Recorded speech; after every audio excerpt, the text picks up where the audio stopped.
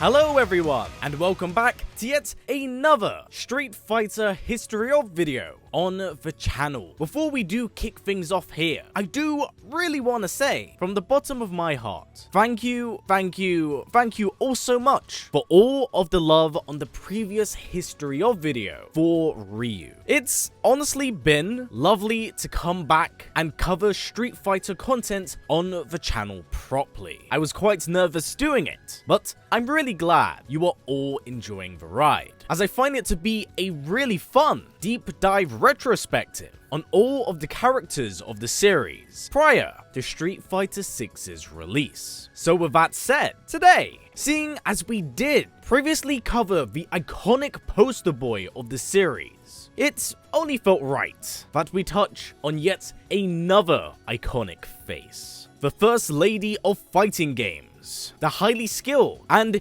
extremely beautiful Chun Li. Since her debut, Chun Li has more or less been the benchmark for femme fatales in the fighting game genre, spreading across the entire platform. Her influence really does ripple throughout the game genre as a whole, and it's led to many friends, and of course, many foes. But do not be distracted by her beauty, or even her incredible flurry of kicks, because there is quite a beautiful, yet tragic story behind Chun-Li's character, one of revenge, acceptance, and growth. So, in today's video, we will be breaking down Chun-Li's origin, how she came to be, and what are her ties to Shadoloo, as well as the mysterious M.Bison. And of course, most importantly, where is she now, prior to the release of the highly anticipated Street Fighter 6. But as always, before we do start, if you're enjoying the Street Fighter 6 content on the channel, please don't forget to like, as well as subscribe to stay up to date with all things Street Fighter related, as I plan on making way more of these episodes, building up to Street Fighter 6's release. So anyway, let's get right into it. Now, Chun-Li derives from China, residing in Hong Kong during the early years of her life. Being the daughter of a highly respected policeman, that being Dorai, she naturally grew up idolizing her father, his views, his courage, and his dedication to justice. These are all virtues that Chun-Li would adopt at a very young age, aspiring to one day live up to her father's legacy. But her love for fighting wasn't born from her father's influence. At the extremely young age of 5, the young Chun-Li was exposed to the legend of Bruce Lee, having completely fallen in love with his beautiful movements through the film Peking Opera. After watching this, she was mesmerized and starstruck with the idea of martial arts. So at a very young age, she would take on Tai Chi. But unfortunately, the movements weren't quite as extravagant as Bruce Lee had portrayed on film. But Dorai had taken notice of Chun-Li's curiosity and untapped potential, so her father would take on his daughter as a pupil, teaching her in the ways of Hong Kong, as well as various martial arts, to have a more well-rounded fighting style, one that no one else could emulate. But during their teachings, one thing that Dorai insisted on her focusing on was to focus her strength through her legs. By doing so, she could perform untouchable feats of strength that no other fighter could emulate. So at quite a young age, Chun-Li could actually be seen as quite a prodigy, even in the eyes of her father. But those eyes would quickly fade into obscurity. One day, whilst Dorai was investigating an extremely high-profile case, he would mysteriously disappear, with no warning or message left for his daughter. Distraught, heartbroken, and seeking answers, Chun-Li would follow in her father's footsteps, becoming a detective in Hong Kong before later on becoming a narcotics investigator at Interpol, an international police organization. As she began to track down her father's footsteps, all signs pointed to one name: Shadoloo. The the sketchy and somewhat underground criminal organization that dealt in espionage, human experimentation, as well as weapons and narcotics deals. Realizing that her life really had led up to this point, once Chun Li got a whiff of Shadoloo's location, she would immediately set out for answers, thinking of her father in her pursuit. So this now brings us up to her first canonical appearance in the Street Fighter universe, Street Fighter Alpha 2. Now, it is worth pointing out that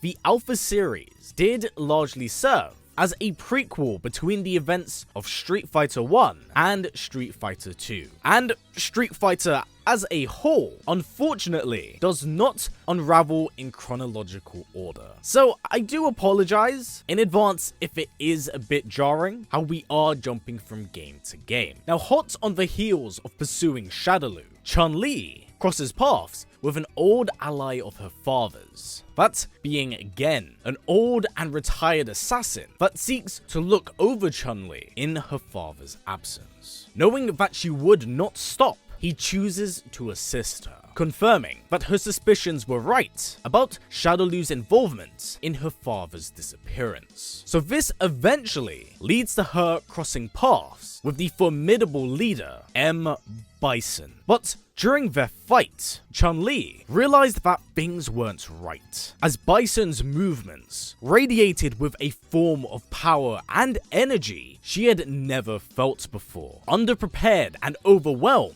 Chun Li was very quickly defeated by Bison, who scoffed at the very idea that she thought she could lay a finger on him. But instead of killing her, Bison decides to leave her with the knowledge she has been seeking, that her father was long dead and that her pursuit was for nothing. But Bison had unknowingly made a mistake. Instead of breaking her spirit and shattering her heart, all he had in fact done was strengthen her will, solidifying her vendetta against him. So, this now brings us on to Street Fighter Alpha 3, where we quickly learn that Shadoloo's plans had also gained the attention of the United States. So Chun Li would be introduced to Guile, who was also in hot pursuit of Shadoloo. So together, the two would travel to Thailand and wage a heavy assault against the Shadoloo stronghold, seeking to not only destroy the base, but also Bison's prized possession, his Psycho Drive. The Psycho Drive was essentially a vessel that allowed Bison to store his unstable power, as it fluctuated and could very well rip apart his body. Now, the Psycho Drive wasn't just a storage unit, but something he planned on using to put into a perfect body. But once Guile and Chun Li decipher what it is, the two are able to destroy it. And Bison is simultaneously defeated by Ryu. So with Bison defeated and the Psycho Drive destroyed, Shadoloo's plans completely crumble, and Chun Li is able to avenge her father's death. It's also in this aftermath here where she comes across a former Shadoloo doll, one that defied Bison's will, Cammy. From this point onwards, the two develop an extremely close friendship, as Cammy joins Delta Red and slowly starts to regain her humanity. But their war against Bison isn't over quite so soon, as the dictator does return during the events of Street Fighter 2. Out for blood from his defeat in Alpha 3, Bison organizes a World Warrior tournament where he personally invites all that played a part in his downfall, wishing to pit them against each other or have them die at his hand. Bison is quite ruthless in his pursuit, but so is Chun Li, clearly having not fully healed from the scars of her past. She enters to finish what he had started. Now, due to the scarcity of the arcade era of games, it's rather hard to pin down the true canonical events of Street Fighter 2 and what happens in between the tournament's announcement and Bison's defeat, as it's widely known that Akuma blindsides him, which actually then marks the official end of the tournament. But what we do know is that during the fall of Street Fighter 2, Chun Li visits her father's grave and pays respect to him after her long-fought battle. Feeling relieved of her burdens, Chun Li actually tries to pursue a normal, simple life of happiness, one relieved of fighting and the burdens of her past. But the fight is never truly over, as during the events of Street Fighter 4, Chun Li is once again forced to return back into action. As you see, whilst Shadoloo had fallen, the remnants of its weapon division, Sin, would pick up where the latter had fallen off, with the organization now under the control of the android Seth. With her eyes set on Sin, Chun Li once again reunites with Cammy and Guile. They learn of the organization's new sinister plan to track down the world's strongest fighters and to steal their strength and power. So naturally, the sights immediately turn to the lone wolf of the Street Fighter universe, Ryu, the man who vanquished Bison and wielded the untapped potential of the Satsue no Hado. Knowing of the strength Ryu does possess, the trio do set out to track Ryu down, but once Cammy locates him, they realize that Shadoloo had beaten them to the punch, as Sea Viper is able to gain some intel on him before she does flee the fight. Realizing the stakes at hand, Ryu and Ken are forced to join Chun-Li's side, and together they are able to track down Sin's operations, finally gazing upon the android Seth. At first, things seem extremely one-sided, as he was able to maliciously calculate a plan to beat Ryu. But his arrogance proves to be his downfall, as once Ryu is able to push back against the tide, Seth's entire plan crumbles. But upon his defeat, he is able to escape his vessel, where Chun Li is shocked to see that Shadoloo is not over, as the escape helicopter Seth had gotten on did belong to the organization, so Bison wasn't entirely out of the picture just yet. He was merely lurking in the shadows and having Seth take the heat off him. Knowing that Sin was far from over, the trio would continue to track down Seth's associates, as he is currently cutting loose ends. But this in turn puts them in the crosshairs of the sinister and very much so malicious Juri, found at an amusement park, causing literal chaos. Cammy and Guile set off to rescue the bystanders, as Chun Li herself goes toe-to-toe against her. At first, the fight is very back and forth, with both exchanging blows and the battle seeming evenly matched. But once Chun Li loses concentration, seeing a child in distress, Juri takes this opportunity to catch her off guard. She is nearly killed until Cammy and Guile intervene. In her tattered state, Chun Li is hospitalized for a substantial amount of time, but understandably unable to let this grudge die. She does continue to assist her ally, but this time from her hospital bed, using all of her resources and contacts to track down Sin's location. And whilst they are able to temporarily halt Sin's plans, they fail in capturing Juri. This now then actually takes us to the start of Street Fighter 4, where Chun Li is once again participating in yet another World Warrior tournament, this time held by Sin itself, of which she crosses many different fighters in her path, and getting her rematch against Juri, clearly having not forgotten their previous interaction. With this knowledge in mind, Chun Li is able to stay one step ahead of every move Juri makes, defeating her in this close fight. But before she can be taken into custody, Juri just barely is able to slip through her grasp. Now, as we enter the climax of this game, they are able to track down Sin's main headquarters and storm the dam they are hidden in. The sheer, overwhelming forces against Sin crumble their stronghold. So once Seth falls, Vega, in a quick-ditch effort to kill all of Shadoloo's enemies, blows up the dam, with Chun Li actually caught in the impact. She only just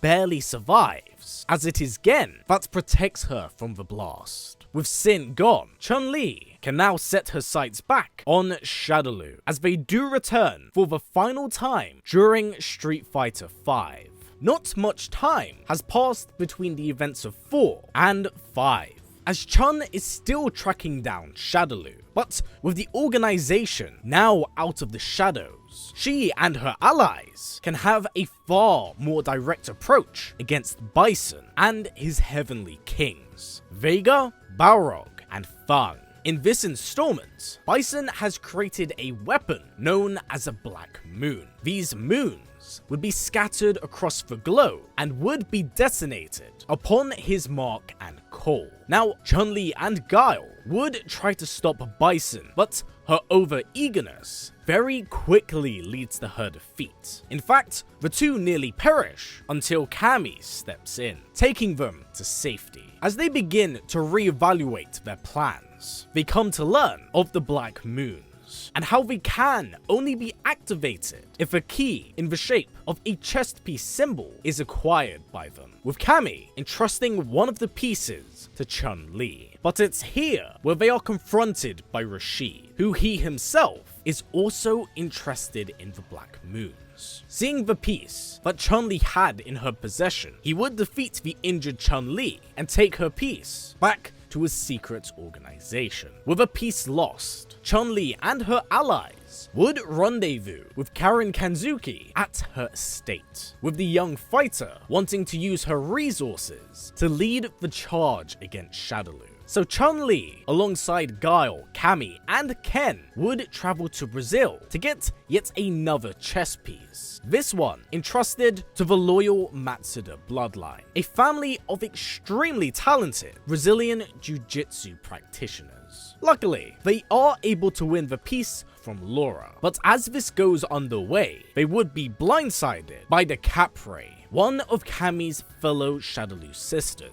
Still very much under the influence of Bison, Cammy must abandon her allies in order to save her. So Chun Li is forced to infiltrate a Shadoloo base alone. But once here, she comes across an extremely young and lost girl called Li-Fen, being used as a puppet by the likes of Fang, swearing to save the young girl upon her return. Once back at the Kanzuki estate, it's here where they are finally joined by Ryu, having now gained full control of the Dark Hado. Together, they all storm Shadoloo's headquarters, with a massive brawl spilling out all across the courtyard. Bison himself is even forced to utilize the remaining doors at his disposal to buy him more time. But with Nash, Guile, Ryu, and Chun Li at the heart of his base, the dictator is simply out of time. So, as Nash and Ryu take on the likes of Bison, Chun Li faces off against the likes of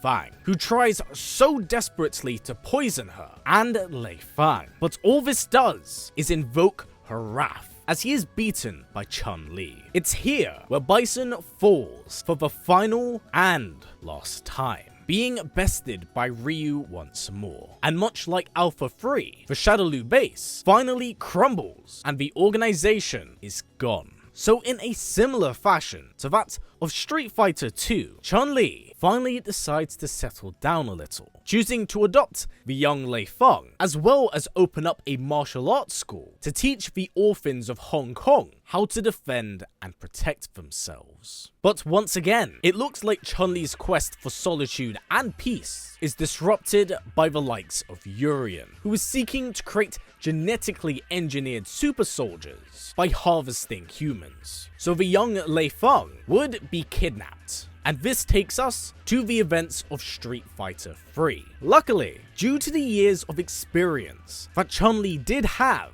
as a detective, she is very quickly able to track down and defeat Yuri. Chun Li is finally able to return back to Hong Kong, and for the first time in an extremely long while, she is able to live a life of relative peace, one of relaxation. With Street Fighter 6 on the horizon and the mysterious JP's psycho power hanging over Metro City, it seems like Chun Li may have a few loose ends to tie up. as the psycho power does live on. But for now, everyone, this has been it for the history of Chun Li. I hope you have enjoyed the ride and got to understand Chun Li as a character, from her idolizing her father to waging a literal war against an undying crime syndicate to finally finding a form of peace. Chun Li's story is one beautifully woven throughout Street Fighter's narrative. She's an iconic piece of the Street Fighter trinity, and it's hard to not see why,